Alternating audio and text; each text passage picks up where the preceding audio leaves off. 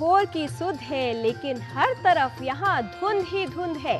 बढ़ता जा रहा है सर्दी का प्रभाव, ऐसे में सूर्य की गर्मी भी कहीं गुम है। सुप्रभात एवं स्वागत है आपका इस विशेष कार्यक्रम में। मैं हूं किरण भारद्वाज।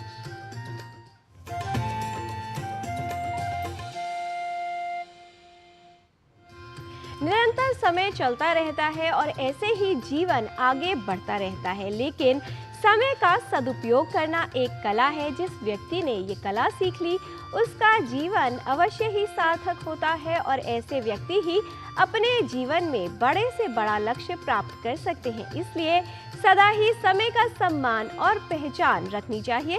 समय की पहचान के लिए आइए देख लेते हैं आज का पंचांग। आज का पंचांग युगाब्द 5126, विक्रम संवत 2081, शक संवत 1946, दक्षिणायन, पौष मास, शुक्ल पक्ष, एकादशी तिथि, शुक्रवार, कृत्तिका नक्षत्र। आज का दिन सभी के लिए मंगलमय हो। कई बार हमें जीवन में लगता है कि हम लोगों की पहचान नहीं कर पाते, लेकिन वास्तविकता ये है कि अच्छे लोगों की पहचान करने के लिए एक अच्छा मन चाहिए, तेज मस्तिष्क नहीं, क्योंकि मस्तिष्क सिर्फ तर्क कर सकता है, लेकिन मन हमारे अच्छे भाव को पहचानता है, प्रेम के भाव को परख सकता है। इसलिए अपने मन को छल कपट से दूर रखना चाहिए और उसे अच्छा बनाने का प्रयत्न करना चाहिए। और इसमें सहयोगी होते हैं सकारात्मक विचार, जो हमें अच्छाई की तरफ ले जाते हैं और हमारे जीवन की दशा और दिशा दोनों को बदलते हैं। सकारात्मक विचार न सिर्फ हमारे जीवन में ऊर्जा का संचार करते हैं, बल्कि उसकी गुणवत्ता को भी बढ़ाते हैं। य समुत्पतितं कोपं क्षमयैव निरस्यति, यथोरगस्त्वचं जीर्णां स वै पुरुष उच्यते।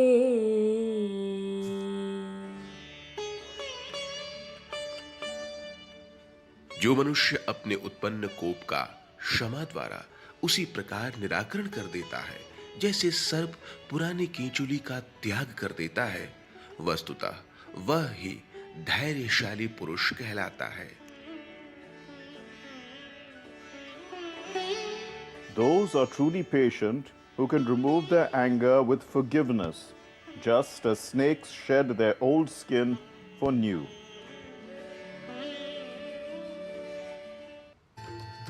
भारतीय संस्कृति अनमोल है और इसमें आने वाले पर्व हमारी संस्कृति की पहचान है। आइए अब बात कर लेते हैं महाकुंभ की।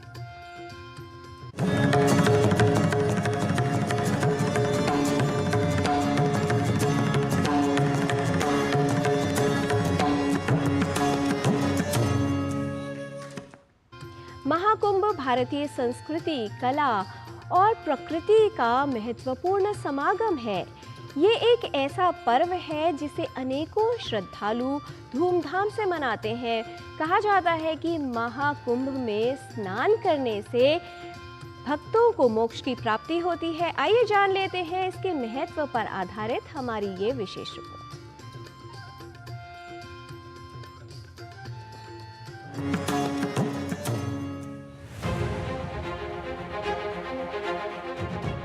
महाकुंभ मेला सिर्फ एक धार्मिक आयोजन नहीं है, बल्कि यह एक ऐसा सामाजिक संगम है जहां लाखों लोग विभिन्न जातियों, धर्मों और क्षेत्रों से एक साथ आते हैं। यह भारतीय समाज की एकता और विविधता का प्रतीक है। कुंभ विश्व में एक ऐसा पर्व है जहां कोई आमंत्रण अपेक्षित नहीं होता है, तथापि करोड़ों तीर्थयात्री इस पवित्र पर्व को मनाने के लिए स्वयं एकत्र होते हैं। महाकुंभ की जो व्यवस्था है, वह व्यवस्था सनातन धर्म में अनंत काल से चली आ रही है और लोग परंपरा के अनुसार वहां एकत्रित होते हैं, वहां पर नदी में स्नान करके पुण्य के भागी बनते हैं।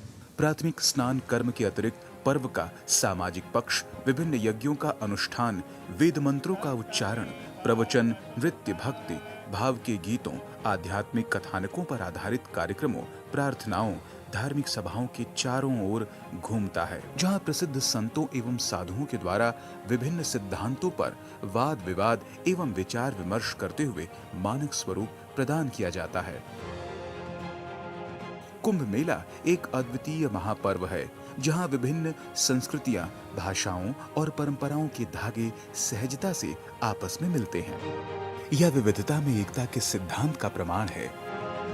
माना जाता है कि आदि शंकराचार्य ने कुंभ मेले को भव्य उत्सव के रूप में मनाने की पहल की थी। उन्होंने धर्म, संस्कृति और एकता को बढ़ावा देने के लिए इसकी शुरुआत की थी। आदि शंकराचार्य जी ने जो किया, ये सनातन संस्कृति उनका ऋण कभी चुका नहीं सकती।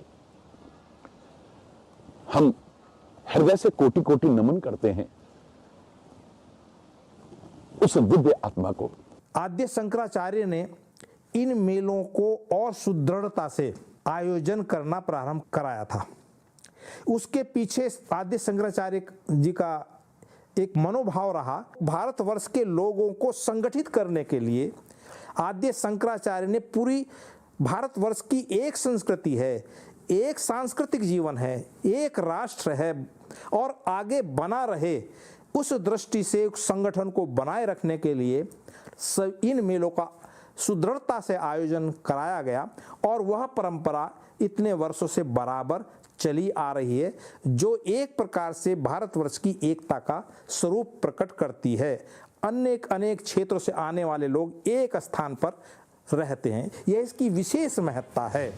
महाकुंभ मेला एक माध्यम बन जाता है जहां सांस्कृतिक आदान प्रदान फलता फूलता है। यह तीर्थयात्रियों के लिए केवल धार्मिक प्रथाओं में संलग्न होने का अवसर नहीं है, बल्कि उस जीवंत संस्कृति को देखने और उसमें भाग लेने का भी मौका है, जो राष्ट्र की आत्मा को परिभाषित करती है। राजमंगल पांडे के साथ जयेंद्र सिंह की रिपोर्ट, डीडी न्यूज।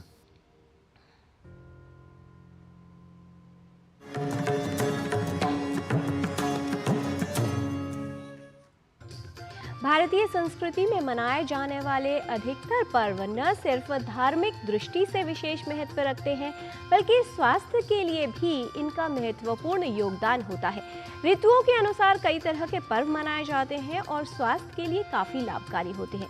ऋतु परिवर्तन जो वर्ष में कई बार होता है, ऋतु परिवर्तन का प्रभाव हर व्यक्ति पर पड़ता है। आयुर्वेद के अनुसार ऋतु परिवर्तन के अनुसार ही हमारे शरीर में दोषों का परिवर्तन भी होता है और इसी असंतुलन के कारण रोग उत्पन्न होते हैं। कई तरह की समस्याएं होने की संभावना बढ़ जाती है। आयुर्वेद एक ऐसा महामंत्र है जो न सिर्फ स्वास्थ्य को बेहतर बनाए रखता है, बल्कि रोगों से बचाव में भी उपयोगी है। आइए जान लेते हैं कि इस ऋतु में विशेष तौर पर आयुर्वेद के अनुसार किस तरह की दिनचर्या और ऋतुचर्या का पालन करना चाहिए और क्या सावधानियां रखना आपके स्वास्थ्य के लिए उपयोगी हो सकता है।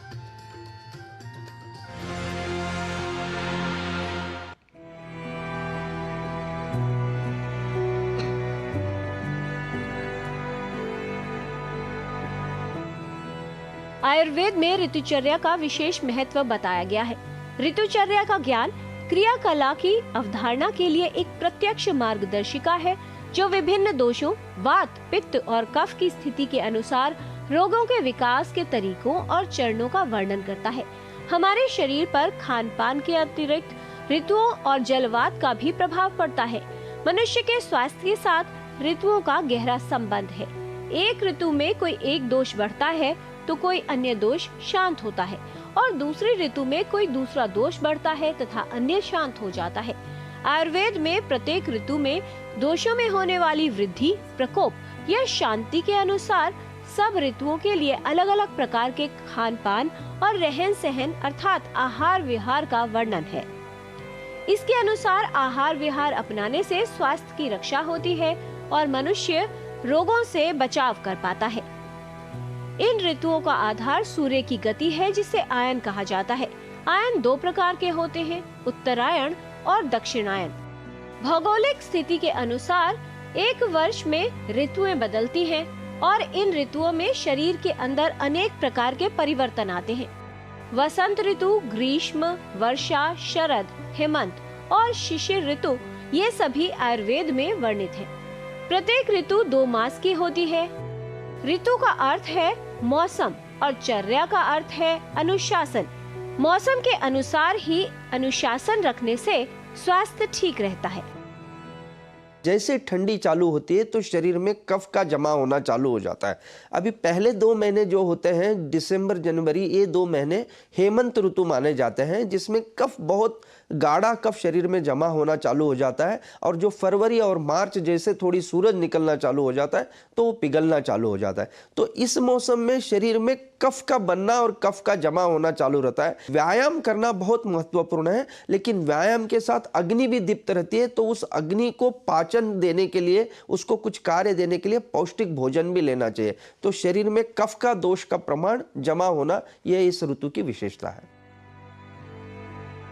प्रत्येक ऋतु में शरीर, मन और प्रकृति के विभिन्न घटकों में विशेष रूप से परिवर्तन होता है।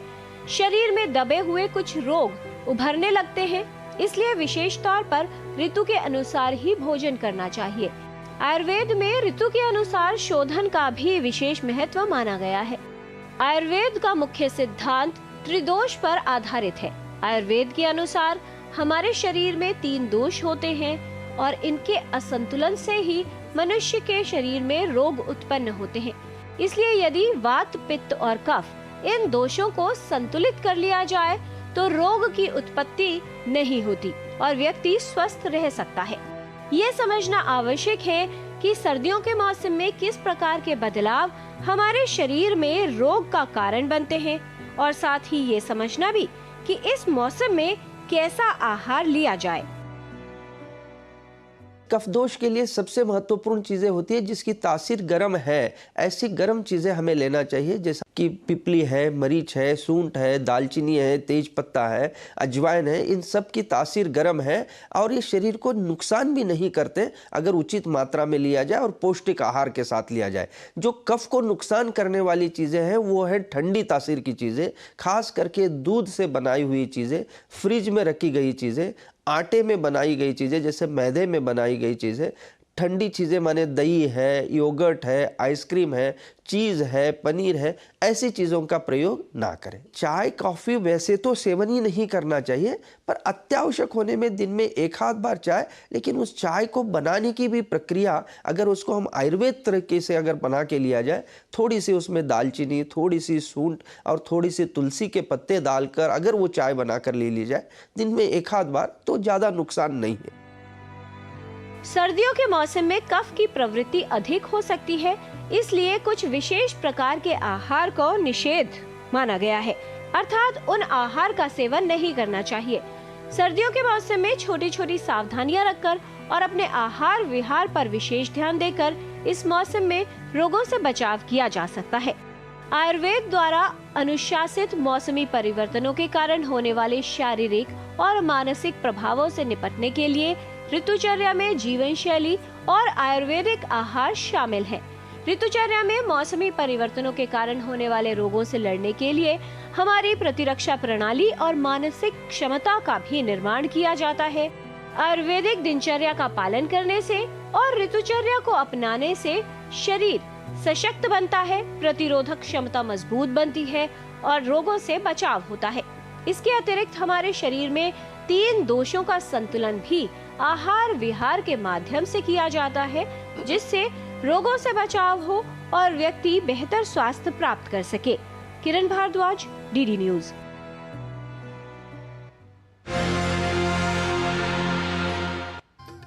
अनुशासन का पालन करना भले ही आपको कठिन लगे, लेकिन जो लोग अनुशासित जीवन जीते हैं वो ये जानते हैं कि अनुशासित जीवन जीने से आगे की जो राह है वो सरल हो जाती है। एक ऐसी कड़वी दवा है जिसका परिणाम मीठा होता है, सुखद होता है। इसलिए अपने जीवन में अनुशासन का पालन कीजिए, जिससे न सिर्फ स्वास्थ्य ठीक रहेगा बल्कि कई तरह की समस्याएं भी हल हो जाएंगी। यहाँ पर लेते हैं एक अल्प विराम। आप देखते रहिए डीडी न्यूज, हम जल्द लौटते हैं। आज सुनो, खाना खाने में कुछ स्वाद नहीं है। अरे किफायती लाल, सस्ते वाले दाल मसाले स्वाद हुआ बेकार। एकदम बकवास। इधर कीमती लाल को देखो, खाना बना कमाल। MDH की हल्दी मिर्ची धनिया करे कमाल। ये रंग दे, ये खुशबू दे, ये तीखा, ये कम पड़े। समझे किफायती लाल। क्या निराला MDH मसाला।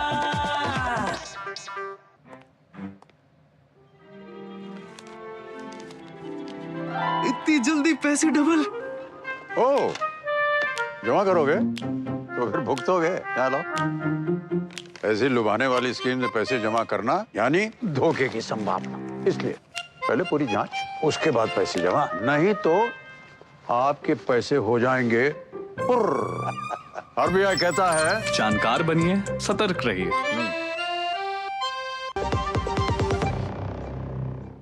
ब्रेक के बाद आपका स्वागत है। सर्द मौसम हमारे स्वास्थ्य को प्रभावित करता है। कफ प्रवृत्ति ऐसे में बढ़ जाती है और इसीलिए सर्दियों के मौसम में खांसी की समस्या बेहद आम हो जाती है। आइए जान लेते हैं कुछ ऐसी यौगिक क्रियाएं जो खांसी की समस्या को दूर रखने में या फिर उससे राहत में आपके लिए उपयोगी सिद्ध हो सकती है। नमस्ते, हरिओम। मैं हूँ आचार्य प्रतिष्ठा। बदलता हुआ मौसम और बदलते हुए मौसम के साथ आने वाला कफ, खांसी की समस्या ये बहुत अधिक हो जाती है। आज बहुत सरल सा काम करते हैं जो आप सब कर सकते हैं। निरापद क्रिया है, एवरीबडी कैन डू दिस। और ये अभ्यास आपके कफ की समस्या, आपके खांसी की समस्या के लिए बहुत लाभकारी है। इस पूरे क्रम को अंत तक जरूर देखिएगा, क्योंकि सिर्फ अभ्यास ही नहीं, कुछ ऐसे घरेलू नुस्खों की भी बात करेंगे जो आप अपने घर पर ले सकते हैं और उससे कफ में रिलीफ मिल सकता है। अगर आपको भी बहुत अधिक कफ का प्रॉब्लम होता है, खांसी बहुत अधिक होती है, चाहे सूखी खांसी हो रही है, बलगम वाली खांसी, दोनों स्थिति में आपको करना है उज्जाई प्राणायाम का अभ्यास। उज्जाई प्राणायाम का अभ्यास जो भी हमारा जमा बलगम होता है उसको बाहर निकालने में बहुत बहुत लाभकारी होता है। तो उज्जाई प्राणायाम के लिए हम अपने हाथों को ज्ञान मुद्रा में ले लेंगे, अपनी जीभ को अंदर रोल कर लेंगे, ऐसे जीभ अंदर ही रोल रहेगी। हमें नासिका से सांस लेना है, नासिका से ही सांस छोड़ना है, लेकिन सांस लेते और छोड़ते दोनों समय हमको खराटे जैसी आवाज क्रिएट करनी है। एक बार देखिए कैसे करना है।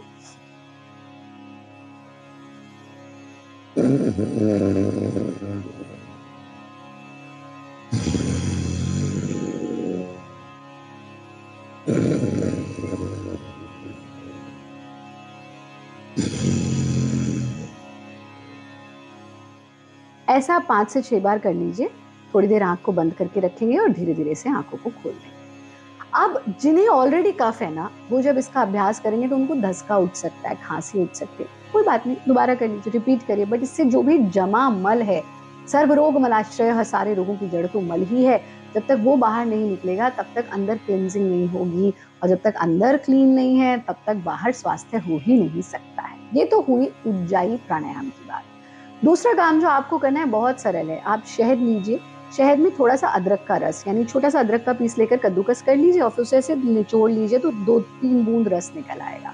शहद में थोड़ा सा अदरक का रस डालिए और हल्की सी पिंच ऑफ ब्लैक पेपर, काली मिर्च डाल लीजिए, और रात्रि में आप 1 बादाम सोक कर लीजिए। सुबह इसको भी कद्दूकस करके इसका भी रस निकाल कर वो भी इसमें डाल लीजिए। इसको रखिए और 2-3 दिन जब आपको ये कफ है जैसे, तो हर 1 घंटे में उसको थोड़ा सा लेकर के ऐसे जीभ पर रखना है। बस जीभ पर रखिए, वो अंदर ही मेल्ट होकर के अपने आप फिर अंदर ले लीजिएगा। एकदम खाना नहीं है, जीभ पर रखिएगा, थोड़ी देर मेल्ट होगा और फिर अंदर चला जाएगा। ये तो हुई एक काम। दूसरा काम, आपको रात्रि में सोने से पहले छौंक वाला दूध बनाना है। अब ये छौंक वाला दूध क्या होता है, आप दूध को उबाल लीजिए और अगर इसमें कच्ची हल्दी आपके पास है उसको थोड़ा सा कद्दूकस करके डाल लीजिए, उसे उबलने दीजिए, तो ये हल्दी का दूध बन गया। इसलिए तो उबल गया है, तो अलग रखिए। अब एक छोटा सा पैन लीजिए, उसमें देसी घी लें और फिर इसमें थोड़े से अजवाइन डाल दीजिए। आप ये छौंक लग गया, अजवाइन का रंग जब बदलने लगे तब ये पूरा का पूरा मिक्सचर लेकर के दूध में डाल दीजिए। इस दूध को आपको रात को सोने से पहले पीना है। आप देखेंगे जितना जमा कफ है आपका वो सब का सब बाहर निकल जाएगा। है ना आसान सा काम, हम सब ये कर सकते हैं। घर पर आराम से आप अपने कफ की समस्या को गुड बाय कह सकते हैं। बस नियमित योगाभ्यास जरूर करते रहें। सूर्य के सानिध्य में जब भी समय मिले जरूर बैठें और जो इस वीडियो में बताया गया उसका पालन जरूर करें। आप सब खुश रहें, आनंदित रहें, हंसते रहें, मुस्कुराते रहें। नमस्ते। ज्ञान चाहे जीवन का हो या भाषा का, हमारे जीवन का विस्तार करता है, जीवन को प्रकाशित करता है और आगे का पथ अर्थात मार्ग प्रशस्त करता है। आइए संस्कृत का ज्ञान लेने के लिए चलते हैं संस्कृत पाठशाला में हमारे सहयोगी गवीश द्विवेदी के साथ।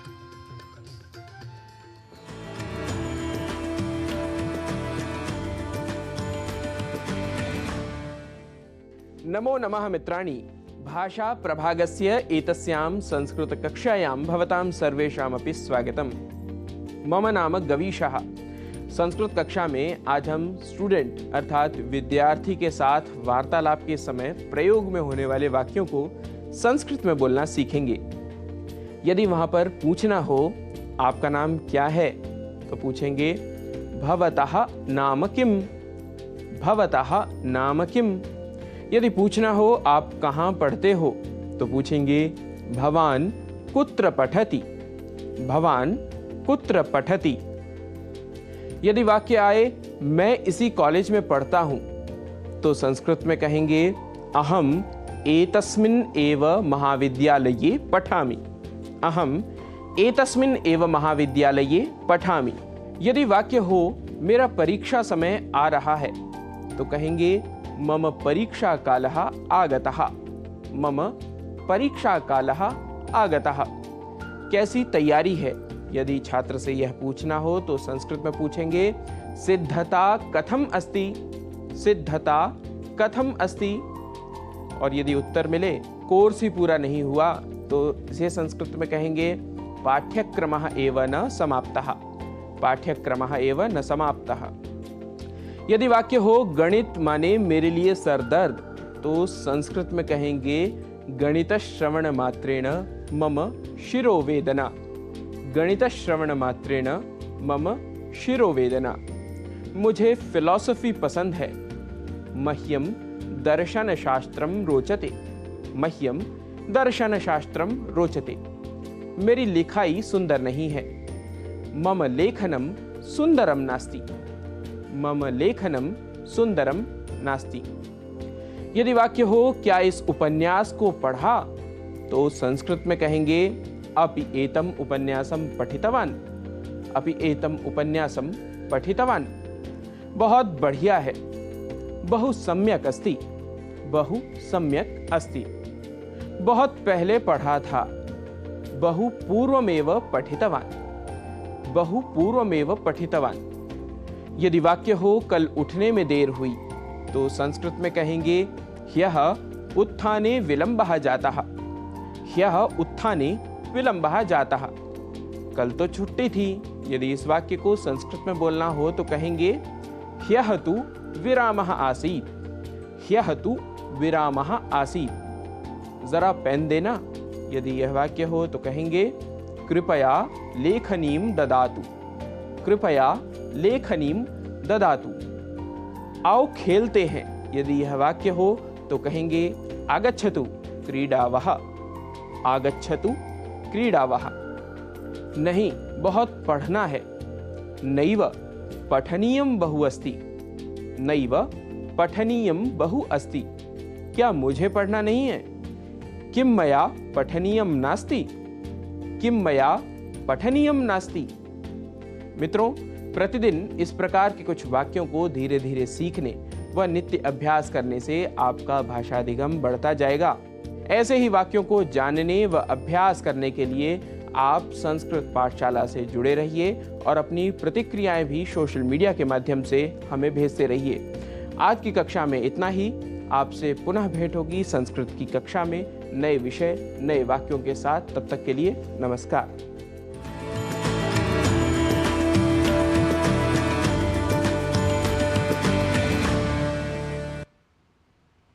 जीवन में कुछ ना कुछ सीखते रहना चाहिए, ज्ञान अर्जित करते रहना चाहिए, क्योंकि यही वो रोशनी है जो जीवन की राह को साफ साफ दिखाने में सहायता करती है। कई बार जीवन में ऐसा होता है कि धुंधला हो जाता है, कुछ समझ नहीं आता कि कहाँ जाना है, लेकिन वास्तविकता ये है कि कोहरा सिर्फ रास्ते अर्थात मार्ग को धुंधला कर सकता है, लेकिन कोहरा कितना भी घना हो हमारे लक्ष्य या मंजिल को गुमा नहीं सकता।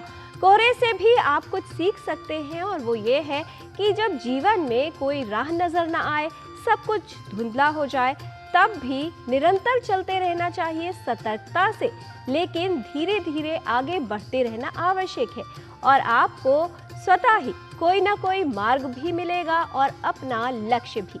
आज के कार्यक्रम में इतना ही। निरंतर आगे बढ़ते रहिए, गतिमान रहिए। हमारी पूरी टीम को दीजिए अनुमति। नमस्कार।